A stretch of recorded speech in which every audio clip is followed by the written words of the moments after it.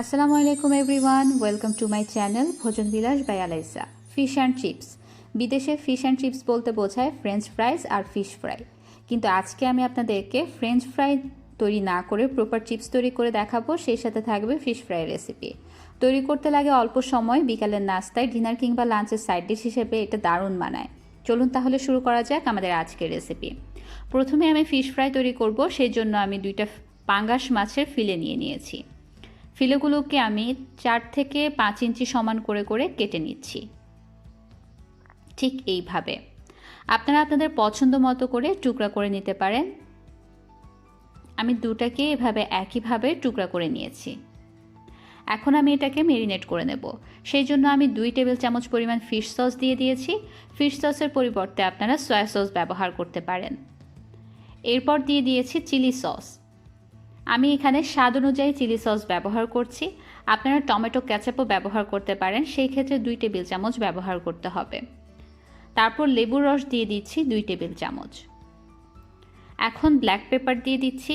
গোলমরিচের গুঁড়াকে ক্রাশ করে ব্যবহার করছি। আপনারা আপনাদের স্বাদ অনুযায়ী গোলমরিচের গুঁড়া এখানে ব্যবহার করতে পারেন। আমি এখানে 1/4 চা চামচ ব্যবহার করেছি। আর দিয়ে দিচ্ছি 1/4 চা চামচ চিলি ফ্লেক্স। এটাও আপনারা আপনাদের স্বাদ অনুযায়ী বাড়িয়ে কমিয়ে নিতে পারেন। এখন সব কিছুকে খুব ভালো মতো মেখে নিচ্ছি। আমি কোনো লবণ ব্যবহার করছি না, কারণ সব সসেই লবণ আছে। আর এটাকে আমি এভাবে রেখে দেব 30 মিনিটের জন্য। 30 মিনিট পর একটা পাত্রে আমি একটা ডিম ভালো মতো ফেটিয়ে নিয়েছি। তারপর মাছটাকে সস থেকে তুলে এভাবে ডিমের মধ্যে একবার গড়িয়ে নিতে হবে। তারপর ব্রেড ক্রাম্ব বা বিস্কিটের গুঁড়ার সাহায্যে এভাবে ভালো মতো চেপে চেপে কোট করে নিতে হবে। আপনারা চাইলে এটাকে এভাবে কোট করে সংরক্ষণ করতে পারেন। সেই ক্ষেত্রে নর্মাল ফ্রিজে 3 দিন এবং ডিপ ফ্রিজে প্রায় 2 মাসের মতো আপনারা সংরক্ষণ করতে পারবেন। এখন ভেজে নিতে হবে। এটাকে আমি যেহেতু সাথে সাথে ভেজে নেব, তাই 10 মিনিট রেখে দিয়েছি ক্রাম্ব কোট করার পরে।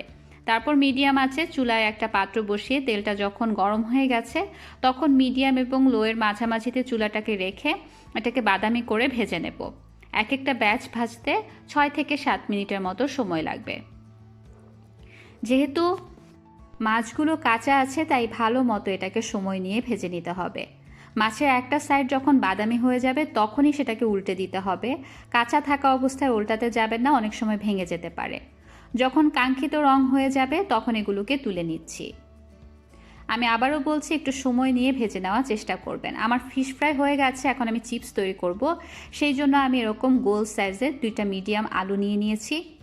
আলুগুলোকে আমি মেশিনের সাহায্যে পাতলা করে কেটে নিচ্ছি। একটু এই সাইজের আলু নেওয়ার চেষ্টা করবেন, তাহলে চিপসগুলো দেখতে বেশি ভালো লাগে।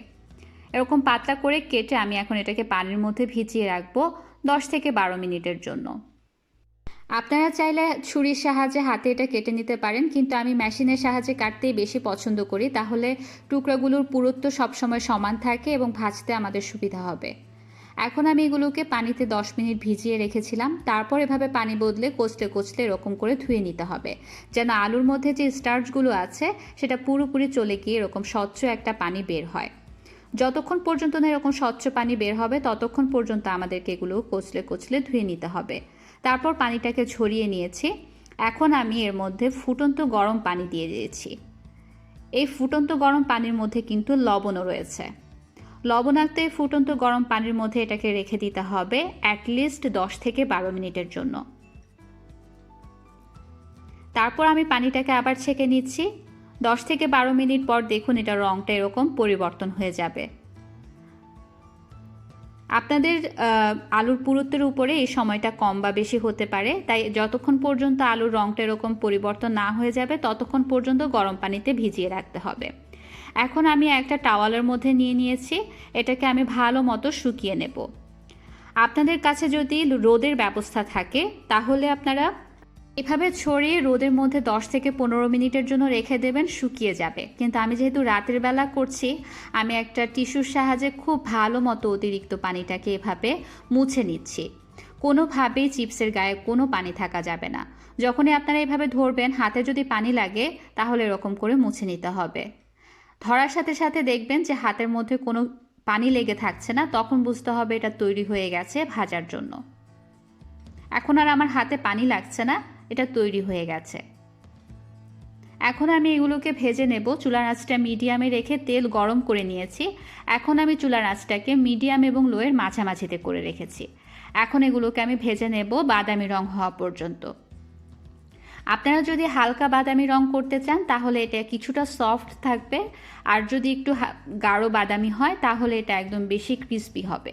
তাই আপনারা আপনাদের পছন্দ অনুযায়ী এটাকে আপনারা ক্রিস্পি করে ভেজে নিতে পারেন। তাই আমি আর এখানে সময়টা বলে দিচ্ছি না। আপনাদের চুলার আঁচের উপরে এবং তেলের উপরে নির্ভর করে এবং আলুটা কী পুরুত্বে আপনারা কেটেছেন সেটার উপরে নির্ভর করে সময় কম বেশি লাগতে পারে।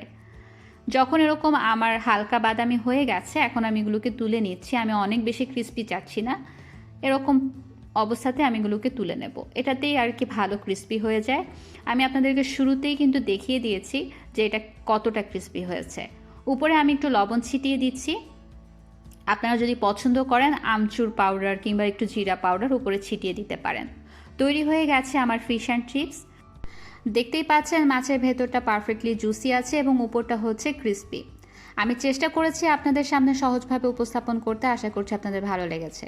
যদি ভালো লেগে থাকে একটা লাইক দিয়ে দেবেন, শেয়ার করতে পারেন আপনার বন্ধু এবং পরিবারের সবার সাথে।